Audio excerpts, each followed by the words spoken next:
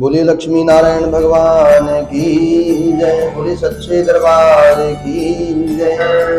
शांताकारं भुजगशयनं पद्मनाभं सुरेश्वरं विश्वाधारं गगनसदृशं मेघवर्णं शुभांगं लक्ष्मीकान्तं कमलनयनं योगभिर्ध्यानगम्यं वन्दे विष्णु भवभयहरणं सर्वलोकैकनाथनं सर्वलोकैकनाथनं।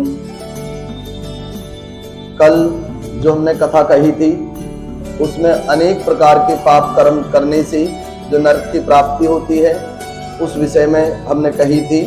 और आज जो जीव माँ के गर्भ में आता है तो अनेक प्रकार से आपने सुना होगा कि वह भी एक उसके लिए नरक की यातनाओं के समान, जो तुलनात्मक रूप से जो कहा गया है, तो वो जो जीव गर्भावस्था में उसका दुख और गर्भ में ही पूर्व जन्म जो प्रारब्ध अभी जो जन्म उसको मिला है उससे पिछले जन्म में वो क्या था, क्या कर्म किए, उनका उसे ज्ञान प्राप्त होना और उस ज्ञान के कारण परमपिता परमात्मा का ध्यान करते हुए अब दोबारा उन पापों को न करने की कसम या न करने का संकल्प या वचन देना और इस नरक से मुक्ति की भगवान से प्रार्थना करना, इसका इसमें विवरण है। तो गरुड़ जी पूछते हैं, कथम उपद्यते माथुर्जठरे नरकागता गर्भादि दुःखे दुःखदं यद्भूतं तन्मे केशवः। गरुड़ जी कहते हैं, केशव, नरक से आया हुआ जीव माता के गर्भ में कैसे उत्पन्न होता है और गर्भवास आदि के दुख को जिस प्रकार वह भोगता है वह भी आप मुझे बतलाएं। देखो, हम कहते हैं हमने जब से जन्म लिया या जब से होश संभाला, और हमारे धर्म ग्रंथ कहते हैं जब से वो माँ के गर्भ में एक कण के रूप में प्रविष्ट हुआ वो जीव, तब से उसकी गणना आरंभ हो जाती है ना। हमें लगता है कि नहीं भाई, हम तो बहुत छोटे से, अभी 5 साल उम्र है, 2.5 साल, 3 साल, 2 साल, 1 साल या 10 साल, और माता पिता को भी लगता नहीं अभी तो छोटी सी अवस्था है, छोटा सा बालक है, ये जानता ही क्या है। तो समझना, तो भगवान कहते हैं, स्त्री पुंसे स्तुप्रसंगेन निरुद्धे सुकृशोणिते यथायं जायते मर्त्य तथा वक्ष्याम्यहं तव। स्त्री और पुरुष के संयोग से वीर्य और रज के स्थिर हो जाने पर जैसे मनुष्य की उत्पत्ति होती है वह मैं तुमसे कहूंगा। ऋतुकाल के आरंभ के 3 दिन तक इंद्र को लगी ब्रह्म हत्या का चतुर्थांश रजस्वला स्त्रियों में होता है, और उस ऋतुकाल के मध्य में किए गए गर्भाधान के फल स्वरूप पापात्माओं की देह की उत्पत्ति होती है। जो हम कल बात कर रहे थे ना, चांडाल, किसी चांडाल का घर है क्या किसी के आसपास या सरकेश नगर में, है ना, कल हम बात कर रहे थे ना। अब वो चांडाल किसको कहते हैं और क्यों आवश्यकता पड़ती है चांडाल? देखो, हम भी जब किसी को बहुत घृणित और निर्दयता पूर्वक कार्य करते देखते हैं तो हम उसे चांडाल कहते हैं। पता, कसाई है, चांडाल है, इसे दया भी नहीं आती, कहते हैं ना वैसे। अब कैसे कैसे ये सब चीजें हैं, ध्यान देना। जब ऋतुकालीन स्थिति होती है माताओं बहनों की, उस समय यदि गर्भ स्थिर हो जाए तो वो गर्भ निश्चित तौर पर, इसमें से आ रही वाली तो बाहर से,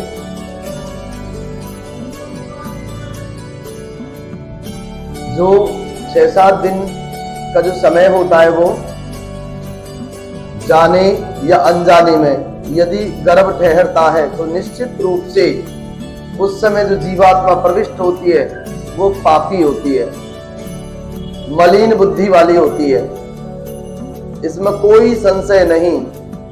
कोई भगवान की कोई विशेष कृपा हो जाए वो अलग बात है।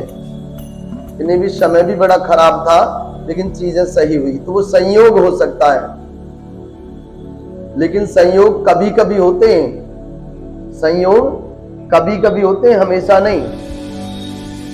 और संयोग ईश्वर इच्छा के अनुसार होते हैं, हमारी इच्छा अनुसार नहीं।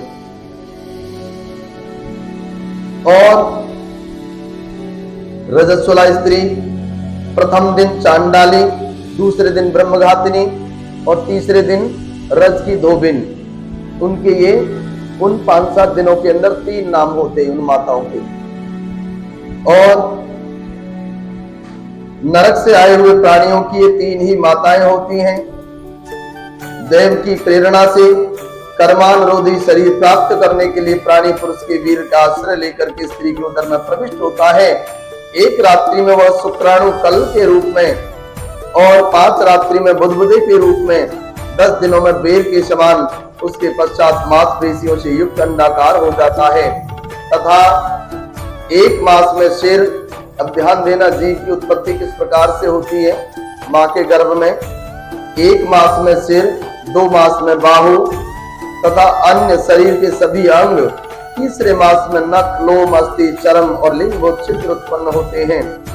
जो हम अल्ट्रासाउंड वगैरह करा के सुनिश्चित करते हैं ना कि गर्भ में बेटा है या बेटी, तो 3 महीने से पहले कोई अल्ट्रासाउंड नहीं करता, क्यों? शरीर के अंदर पल रहा वो जीव सिर्फ मांस का लोथड़ा होता है, उसके अंदर हाथ, पैर, नैन, नख वो विकसित नहीं होते।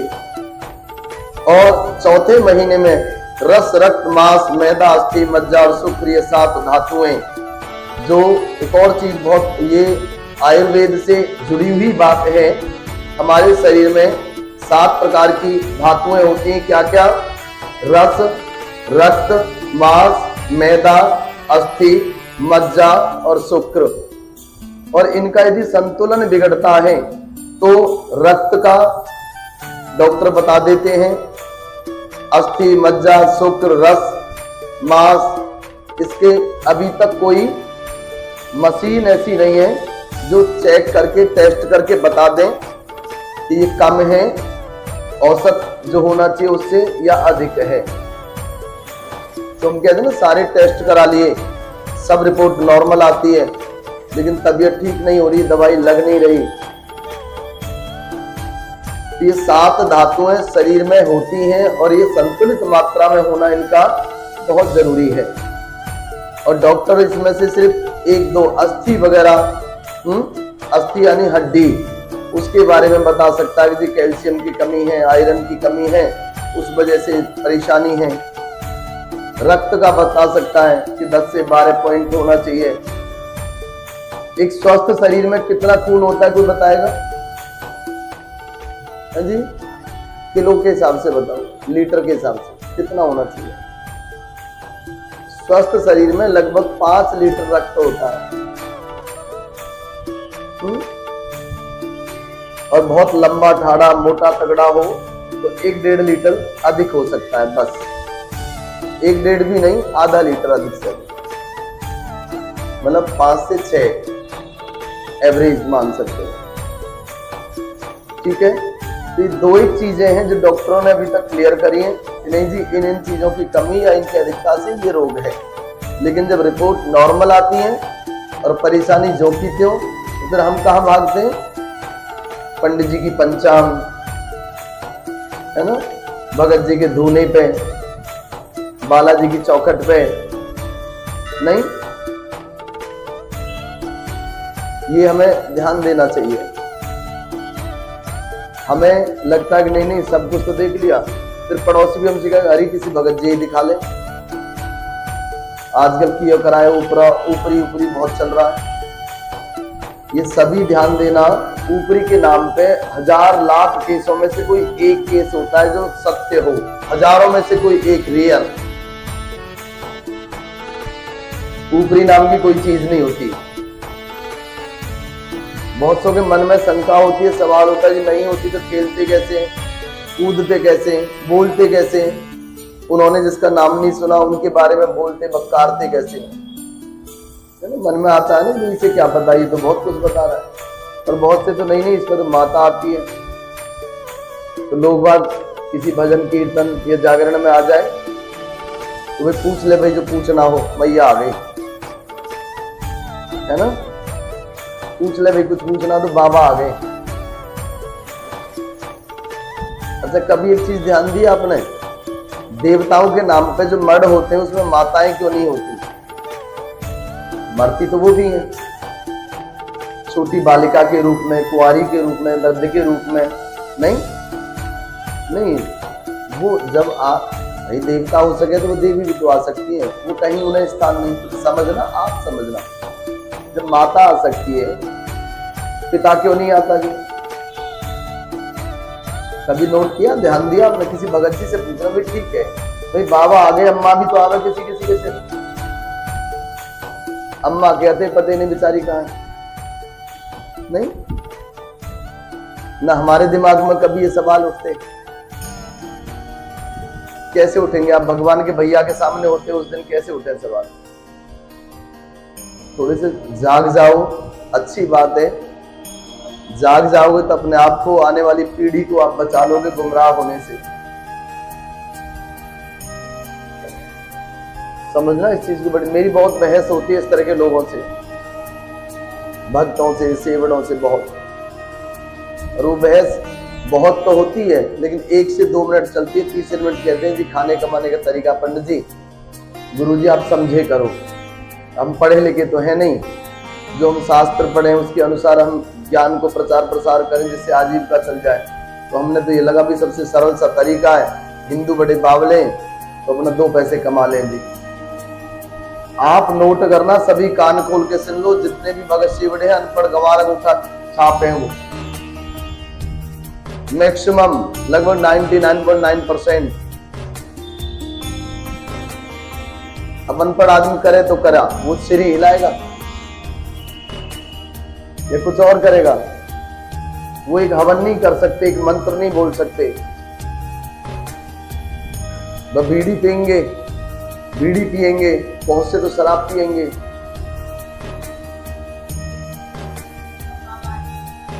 चांडालों के काम है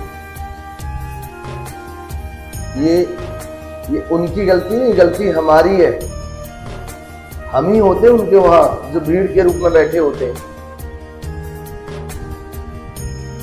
और ये 7 धातुएं बताई, और इसके बाद 5वें मास में भूख प्यास पैदा होती है, 6ठे मास में जरायु में लिपटा हुआ जीव माता की दाहिनी कोख में घूमता है, और माता के द्वारा खाए पिए अन्नादि से बड़े हुए धातुओं वाला वह जंतु, उसे जंतु कहा है। जीव जंतु तो आप समझते हो कीड़े मकोड़े, हम तो कीड़े मकोड़े नहीं है। नहीं, यहाँ पे बताया वो भी एक कीड़े मकोड़े की भांति एक तरफ पड़ा होता है। और अनेक प्रकार के उस गर्भ के अंदर और भी जीव पनपते हैं जो उसे कष्ट और पीड़ा देते हैं, और उसकी पीठ और गर्दन कुंडलाकार रहती है। इस प्रकार अपने अंगों से चेष्टा करने में समर्थ होकर वह जीव पिंजरे में स्थित पंछी की भांति माता की कुक्षी में अपने सिर को दबाए हुए पड़ा रहता है। भगवान की कृपा से अपने सैकड़ों जन्मों के कर्मों का स्मरण करता हुआ वह गर्भस्थ जीव लंबी श्वास लेता है, और ऐसी स्थिति में भला उसे कौन सा सुख प्राप्त होता होगा। आज भी किसी बहुत छोटे बच्चे को आप बंद कर दो, जगा करके, सोया ना हो, जगा हुआ हो, आप उसे सिर्फ 15-20 मिनट के लिए छोड़ो कहीं एकांत में बंद करके, रोएगा, चीखेगा, चिल्लाएगा, परेशान हो जाएगा या नहीं? तो वो जीव लगभग 3 से 4 महीने उसकी चेतना जागृत होती है और गर्भाशय में रहता है। वो हिलने की भी जगह नहीं होती, बस वो तरल जो होता है, थोड़ा सा चिपचिपा तरल होता है, तो उसमें वो घूम फिर लेता है थोड़ी कोशिश करने पे। कहते हैं देख, लात मारी, यहाँ पे हाथ हिलाया, थोड़ा लगा कुछ हरकत कर रहा है। माताओं के अपने अनुभव होते हैं, बस उससे ज्यादा वो कुछ नहीं कर सकता।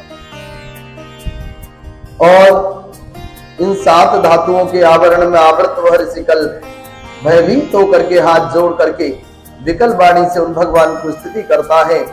अच्छा, वाणी का विकल होना समझते हैं आप? भगवान का यदि सुमिरन करना हो तो आपकी वाणी विकल होनी चाहिए। किसको कहते हैं विकल? करुणामयी, भारी, भाव सहित। भाव किसको कहते हैं? भाव किसी वस्तु, किसी विषय के मूल को कहते हैं, मूल्य को।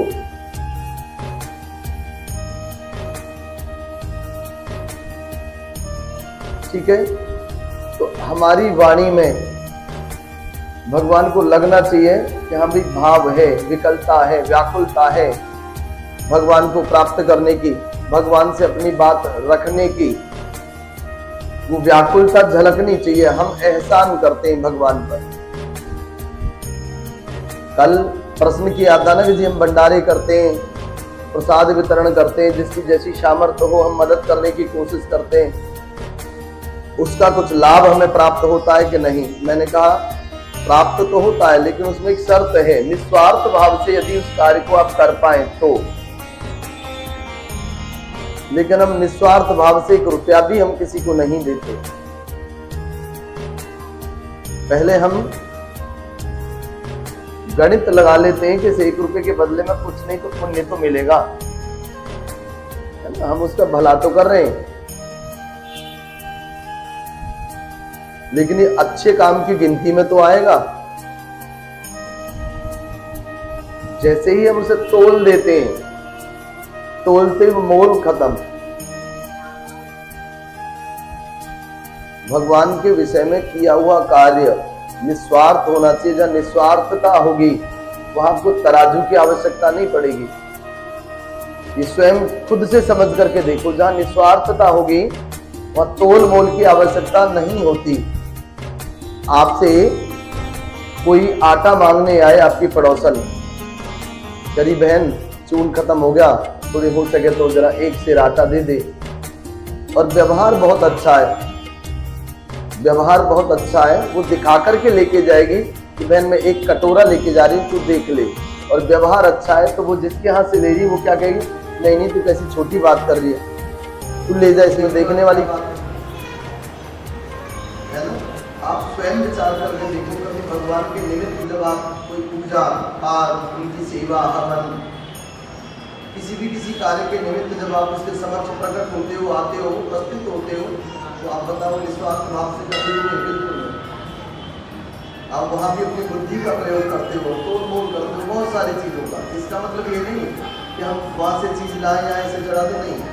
चीज़ों की भूख हमें और आपको है, भगवान को बिल्कुल नहीं। हमें बहुत अच्छे से पता है कि जो भी हम भगवान के सामने ले जाकर पर अर्पण करेंगे, समर्पित करेंगे, उसमें से भगवान कुछ भी नहीं लेंगे। तो भी हम बड़ी गिन चुन करके, बड़ी हिसाब, जहाँ हिसाब जुड़ गया तो हिसाब तोड़ मोड़ के दूसरा रूप है, या नहीं? तो यहाँ पे विकल वाणी से उन भगवान की स्तुति करता है। कौन? वो जीव जो 7 से 8 महीने का हो गया माँ के गर्भ में है, परेशान होकर के, जब से जन्म जन्मांतर की चेतना जागृत होती है और खबर लगती है कि मैं पहले ऐसा था और मैं अनेकों जन्मों से जीवन और मृत्यु इसी नरक से मैं बारंबार गुजर रहा हूँ, पुनरावृत्ति हो रही है। तो भगवान इस बात की कृपा कर दे। मैं बिल्कुल नहीं चाहता कि मैं दोबारा इस जन्म और मरण के फेरे में पड़ूं, और मैं लक्ष्मी के पति, जगत के आधार, असुर का नाश करने वाले तथा शरण में आए हुए जीवों के प्रति वात्सल्य रखने वाले भगवान विष्णु की शरण में जाता हूँ। सुहेनाथ, आपकी माया से मोहित होकर के मैंने देह में अहम भाव तथा पुत्र और पत्नी आदि में ममत्व भाव के अभिमान से जन्म मरण के चक्कर या फेर में पड़ा हुआ हूँ। मैंने इस देह में अहम भाव, हम इस देह को बहुत अधिक महत्व न दें तो देह की जो आवश्यकता, देह की जो जरूरत की जो वस्तुएं हैं, विषय हैं, वो भी हमारे लिए बहुत महत्वपूर्ण नहीं रहेंगी। ये नहीं। आप मान लो कि हमें सोने की कोई चीज़ नहीं चाहिए अपने इस देह के लिए, तो सोने का मोल अपने आप खराब हो गया, हमारे लिए खत्म हो गया, तो उसकी वैल्यू रह जाएगी कुछ। हम सोने को धारण न करें अपने आप को सजाने के लिए, अपने सौंदर्यीकरण के लिए, तो सोने का कोई मोल है? हम कहें भाई हमें जरूरत ही नहीं चाहिए, 1 लाख का है, चाहिए 1 रुपये का है, हम ऐसे ही थी, उसका मोल खत्म। ये शुरुआत कहाँ से हमसे? कोई चीज कीमती नहीं है, हमारी आवश्यकता ही उसे कीमती बना देती है। हम खुद से उसका त्याग कर दें तो उसकी वैल्यू खत्म। यहाँ पे बताया कि जब मैंने अपनी इस देह में अहम भाव रखा, उसके कारण, और अपनी पत्नी, पुत्र, परिवार, उसमें ममत्व भाव, ममता रखी, लेकिन बहुत ज्यादा। ये 2 मूल कारण बताए नरक के, इस मृत्यु लोक में रहने के, और इन्हीं कारणों से मैं बारंबार जीवन और मृत्यु के स्पेयर में पड़ा हुआ हूँ। और मैंने अपने परिजनों के उद्देश्य से शुभ और अशुभ कर्म किए, किंतु अब मैं उन कर्मों के कारण अकेला ही जल रहा हूँ। कोई किसी भी तरह का, मैं पूजा पाठ करके मैं अपने बच्चों को पालता हूँ, कल को किसी कारणवश मुझे सजा मिले, तो मैंने परसों एक बात कही थी ना, तो उस सजा में मैं अकेला भागीदार रहूँगा, कोई न पत्नी, न पुत्र, न भाई, न बंधु, कोई नहीं। सलाह तो दे देंगे कि नहीं भाई तू चिंता मत कर, हम तेरे साथ हैं, कुछ करेंगे, जल्दी छुड़ाएंगे। और कुछ ये कहेंगे भाई देख तू तो बहुत सही आदमी था, तूने गलत किया, इसमें हम क्या कर सकते, तुझे ये नहीं करना चाहिए था। लेकिन कोई भी ये नहीं कहेगा कि हम तेरे साथ हैं, ये कहता कोई नहीं कहता, समझना चाहिए। वहाँ पर जीव कहता है कि मैंने पूरे परिवार के लिए ये सब कार्य करा, परंतु आज मैं अकेला ही चल रहा हूँ, मैं अकेला चल रहा हूँ, मेरे साथ कोई नहीं। अब मेरी समझ में आ गया, और इस गर्भ से निकल करके मैं आपके चरणों का सुमिरन करूंगा, स्मरण करूंगा, और कोई ऐसा उपाय करूंगा जिससे मुझे मुक्ति प्राप्त हो जाए। हम भी तो ऐसा ही करते हैं, जब कोई हम भजन सुने, कोई कथा सुने, भगवान के दर पर आए, शमशान में जाए, किसी कथा का कोई पारायण हो, तो हम भी तो द्रवित हो जाते हैं, भावुक हो जाते हैं, और मन में आता कि नहीं रे सब कुछ देख लिया, अब हम ध्यान रखेंगे। 2 दिन बाद फिर वहाँ की वही भूल जाते हैं। हमारे जीवन में बारंबार सीख देने वाले भी बहुत सारे प्रसंग, बहुत सारे कारण, बहुत सारे कार्य, बहुत सारे चेहरे, बहुत सारे कर्म, बहुत सारी लीलाएं होती हैं, और दुखदायी भी होती हैं। दोनों प्रकार से तो चीजें घटित होती हैं, और हम सीखने को तैयार नहीं। बार बार समझाने पर भी न सीखे कोई, तो उसको क्या बोलते हैं? ढीठ, दुष्ट, है ना? तो ये अच्छी बात नहीं। और जिस परमपिता परमात्मा ने मुझे इस प्रकार का विशेष ज्ञान दिया है, मैं उन्हीं की शरण ग्रहण करता हूँ, जिससे मुझे पुनः संसार के चक्कर में न आना पड़े, अथवा मैं माता के गर्भगृह से कभी भी बाहर जाने की इच्छा नहीं करता। देखो बुद्धि दौड़ा रहा है, विवेक का प्रयोग कर रहा है, चातुर्यता। कहता है प्रभु मुझे बिल्कुल कोई इच्छा ऐसी नहीं कि मैं यहाँ से बाहर निकलूं, परंतु अब के मैंने सोच लिया, ठान लिया, निश्चित कर लिया कि अब के एक बार आप मुझे बाहर आने दो, मैं आपके नाम सुमिरन से अलग, आपके चरणों की दासता से अलग अन्य कोई कार्य नहीं करूँ। बस एक मौका इस बार और दे दो। जब वो मुड़ के देखता है तो सैकड़ों जन्मों से वो इसी काम को दोहराता आ रहा है, फिर दोबारा पुनरावृत्ति करता है, दोबारा इसी क्रम को दोहराता है। कहता है प्रभु बस एक बार, और माता के गर्भ से कभी भी बाहर जाने की इच्छा नहीं करता। यदि मुझे सर्वप्रथम बच्चा क्या करता है, रोता है, बिलखता है, नहीं रोता तो रुलाते, नहीं रोता तो चिंता करते, अरे कहीं गूंगा ना हो, उसे गले में उंगलियां देते, बड़ी तेज थपथपाते हैं उसको, छोटे से फिलहाल भर के उस पाले, मतलब तब तक चैन नहीं पड़ता जब तक वो रो न दे।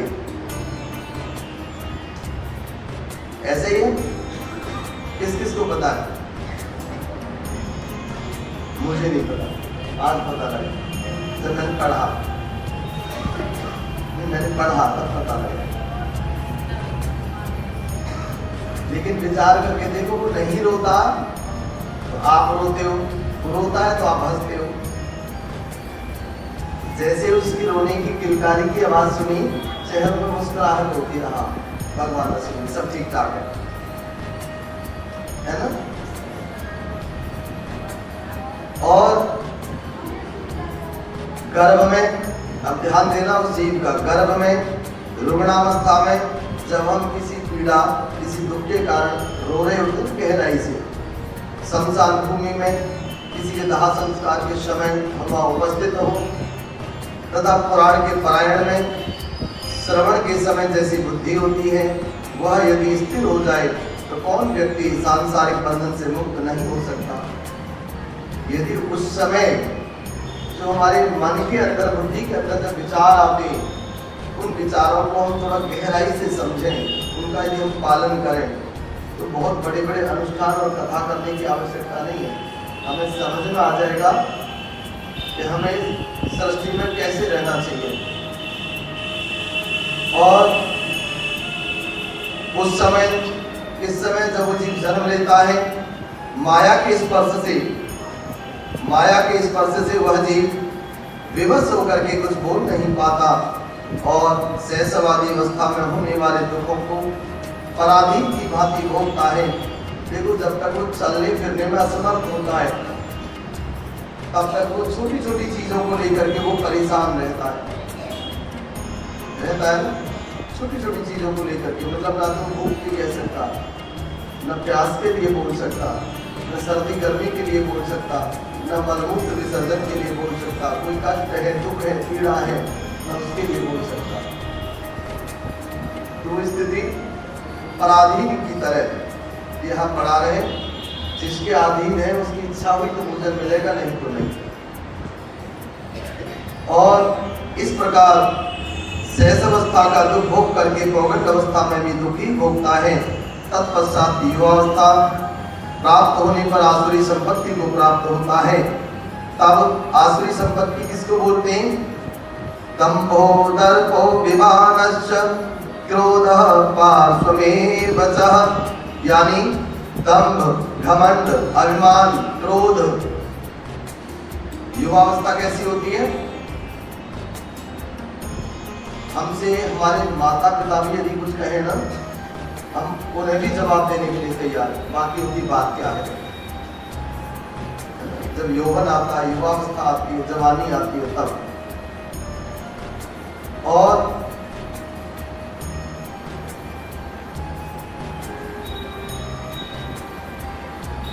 दुर्व्यसनों में आसक्त होकर के नीच पुरुषों के साथ संबंध बनाता है। काम लंपट प्राणी शास्त्र और सत्पुरुषों से द्वेष करता है। भगवान की माया रूपी स्त्री को देख करके वह अजितेंद्रिय पुरुष उसकी भाव भंगिमा से प्रलोभित होकर के महामोह रूप अंधतम में उसी प्रकार गिर पड़ता है जिस प्रकार अग्नि में पतंगा। अब ध्यान देना, हिरण, हाथी, पतंगा, भौरा और मछली, ये पांचों क्रमशः शब्द, स्पर्श, रूप, गंध तथा रस, इन 5 विषयों में से एक में आसक्त होने के कारण, यानी जो भी हिरण, हाथी, पतंगा, भौरा और मछली 5 जीव बताए, 5 जीवों में अनेक प्रकार की इंद्रियां काम नहीं करती, एक एक प्रकार से वो मोहित होते हैं बस। और हमारे पास 5 इंद्रियां हैं, कर्म इंद्रियां और 5 इंद्रियां ज्ञान इंद्रियां, 10 इंद्रियां हैं और 10 प्रबल रूप से काम करती हैं। तो वो एक एक इंद्रिय के वशीभूत होकर के अपने प्राण त्याग देते हैं। अच्छा बुरा नहीं समझ पाते तो हम 10 प्रकार के शत्रु हैं हमारे साथ। तो हमें कितना सचेत रहना चाहिए, कितना सावधान रहना चाहिए। लेकिन हमने क्या करा है, खाने पीने की बात हो तो तुरंत हम इंद्रियों के अधीन होते हैं, ओढ़ने पहनने की बात हो तो इंद्रियों के अधीन हम होते हैं, किसी को देख करके हम मोहित हो तो भी इंद्रियों के अधीन होते हैं, इंद्रियों के अधीन, इंद्रियों को अधीन नहीं रख पाते। और किसी की भी अधीनता, परतंत्रता वो भी एक दुख और नरक का कारण है, ये भी हमें समझना चाहिए बहुत अच्छे से। और एक प्रमादी व्यक्ति जो 5 इंद्रियों से 5 विषयों का भोग करता है वह क्यों नहीं मारा जाएगा। अभीष्ट वस्तु की प्राप्ति की स्थिति में अज्ञान के कारण ही क्रोध आता है। किसी चीज की प्राप्ति के लिए हम कर्म करते हैं, उद्योग करते हैं, उसमें हमें विफलता हो, असफलता प्राप्त हो तो हमें क्रोध आता है स्वतः।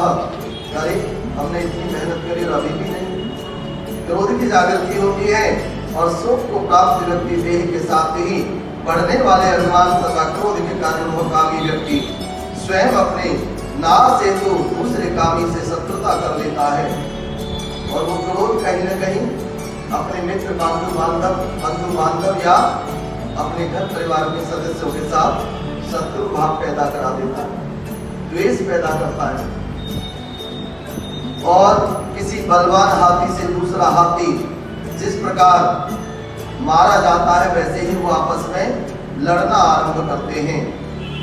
सैकड़ों योनियों को पार करके पृथ्वी पर दुर्लभ मानव योनि प्राप्त होती है और मानव शरीर प्राप्त होने पर भी द्विजत्व की प्राप्ति उससे भी अधिक दुर्लभ है।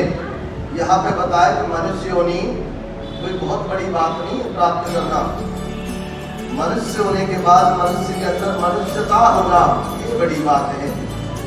हम कहने के लिए तो हम मनुष्य हैं, देखने से तो लगते नहीं भी ये जीव साधारण नहीं, थोड़ा विशेष है, परंतु उसके अंदर सकल सूरत या शारीरिक रूप से किसी अन्य जीव से भिन्न होने से अलग कोई भिन्नता या विशेषता नहीं।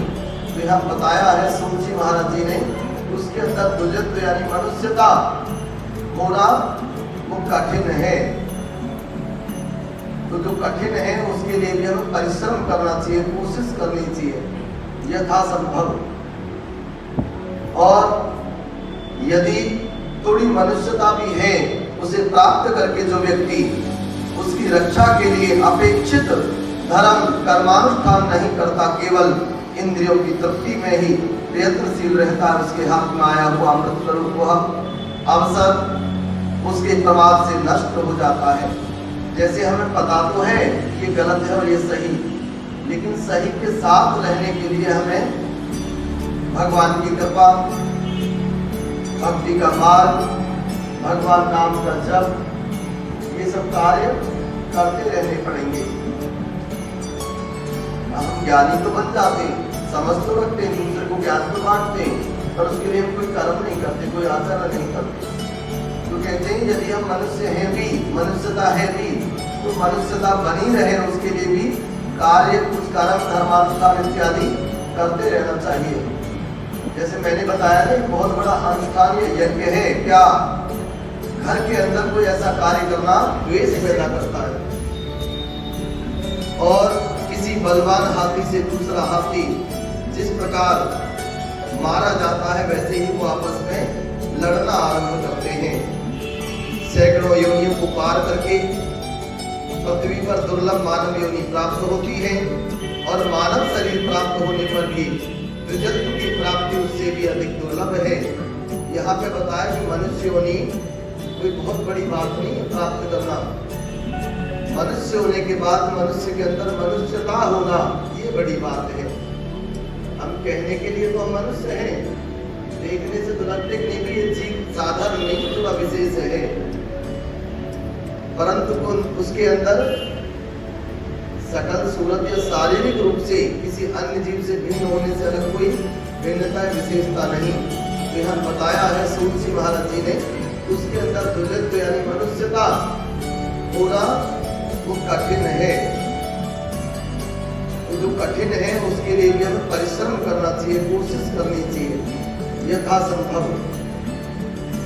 और यदि थोड़ी मनुष्यता भी है, उसे प्राप्त करके जो व्यक्ति उसकी रक्षा के लिए अपेक्षित धर्म कर्मानुष्ठान नहीं करता, केवल इंद्रियों की तृप्ति में ही प्रयत्नशील रहता है, उसके हाथ में आया हुआ अमृत स्वरूप वह अवसर उसके प्रमाद से नष्ट हो जाता है।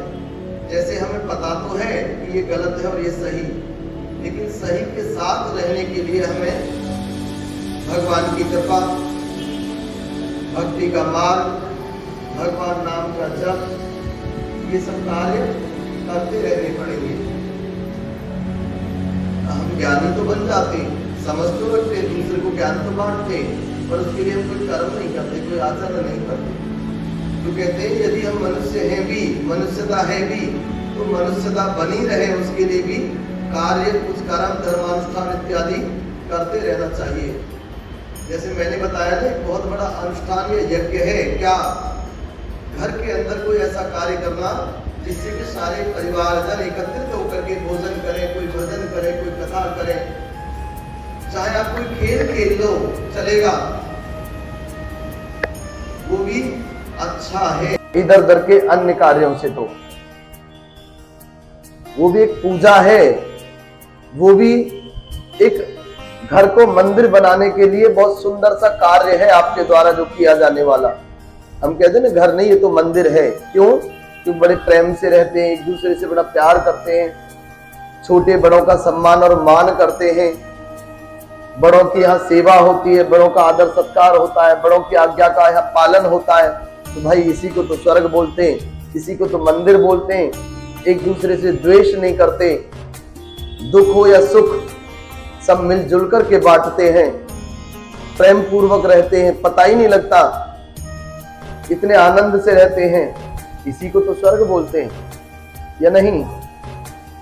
मंदिर में आनंद क्यों आता है? क्योंकि हम अपना पराया, छोटा बड़ा, ये हम थोड़ी देर के लिए हम भूल जाते हैं। सभी एक साथ बैठे, सभी एक साथ भजन कीर्तन, कोई कथा, भगवान का नाम सुमिरन कर रहे हैं, भगवान का दर्शन कर रहे हैं, तो इससे द्वेष कम होता है, ईर्ष्या कम होती है, भाईचारे की जो सद्भावना है, समता का जो भाव है वो जागृत होता है।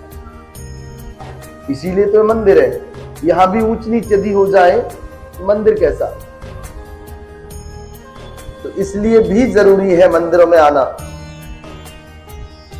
और इसके बाद वृद्धावस्था को प्राप्त करके, महान व्याधियों से व्याकुल होकर के, मृत्यु को प्राप्त करके वह पूर्ववत महान दुखपूर्ण नरक में जाता है। इस प्रकार जन्म मरण के हेतु भूत कर्म पाशों से बंधे हुए वह पापी मेरी माया से मोहित होकर के कभी भी वैराग्य को प्राप्त नहीं करते। सुहितार्थ, इस प्रकार मैंने तुम्हें अंत्येष्टि कर्म से हीन पापियों की नरक गति बतलाई। अब और आगे क्या सुनना चाहते हैं? क्या सुनेंगे और आगे? तो सुनना है नहीं क्या? देखो ये मैं अपनी इच्छा से सुना रहा हूं, कुछ आपको जो सुनना आप बताओ, मैं वो भी सुना दूंगा। नहीं, कुछ तो क्वेश्चन होना चाहिए, प्रश्न होना चाहिए थोड़ा सा।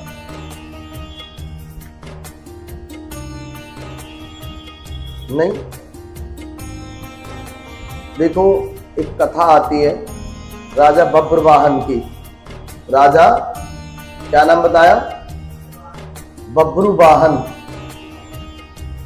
दोबारा बोलना,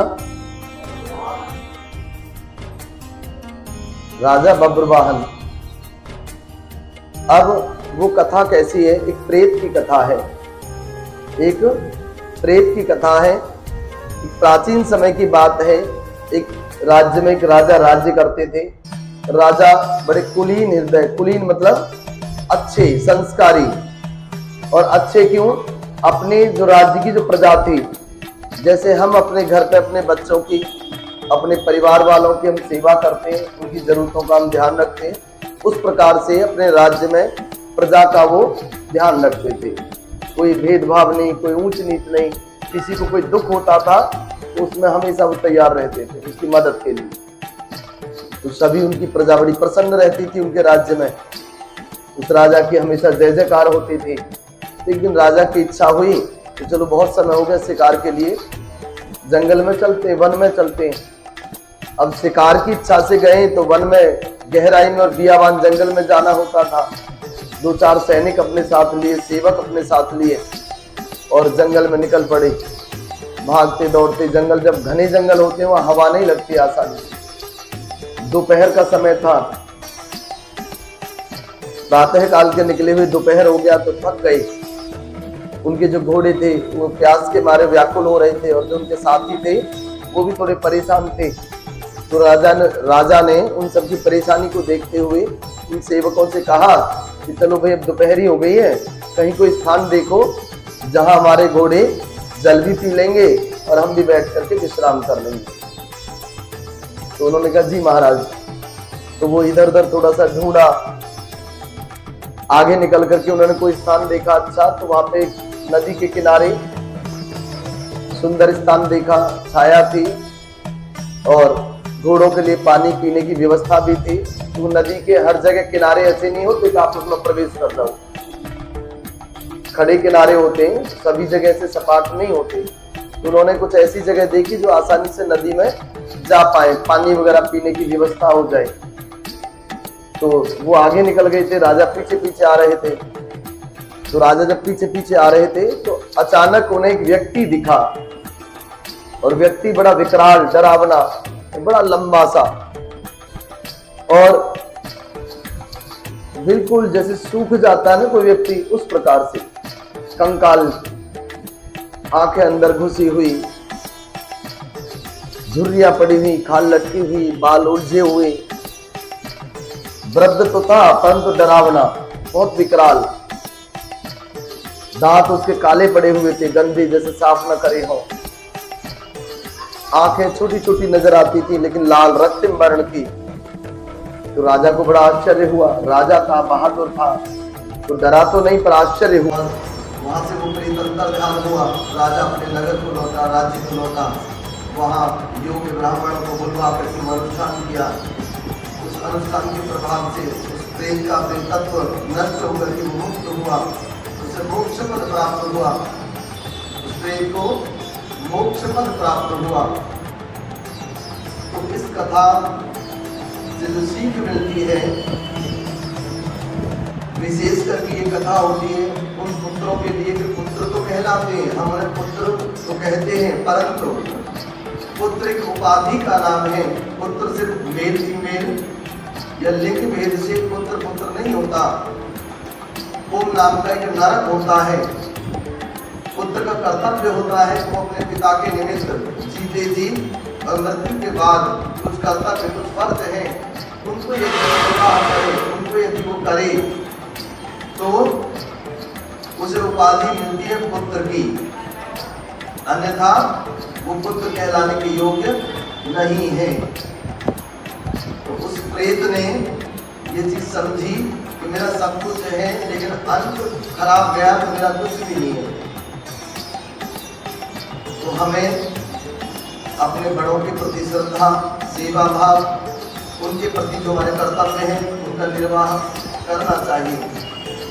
बहुत से व्यक्ति कहते हैं कि जी हम तो करते हैं पर सामने वाले वो तो से इस प्रकार किसी योग्य जो हम करें, तो सामने वाले की बात नहीं है। बात सिर्फ इतनी है हमें हमारे हिस्सा का तो हम कर लें कम से कम।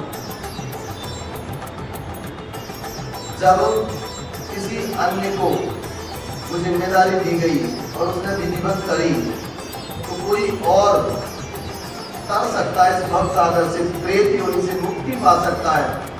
तो हम थोड़ा सा भी यत्न करें तो हम मुक्ति ही नहीं मोक्ष भी पा जाएंगे, जीते जी भी मृत्यु के बाद भी। इधर उधर भटकने की आवश्यकता ना तो हमें पड़ेगी ना हमारों को पड़ेगी। बोले लक्ष्मी नारायण भगवान की जय, बोलो सच्चे दरबार की जय।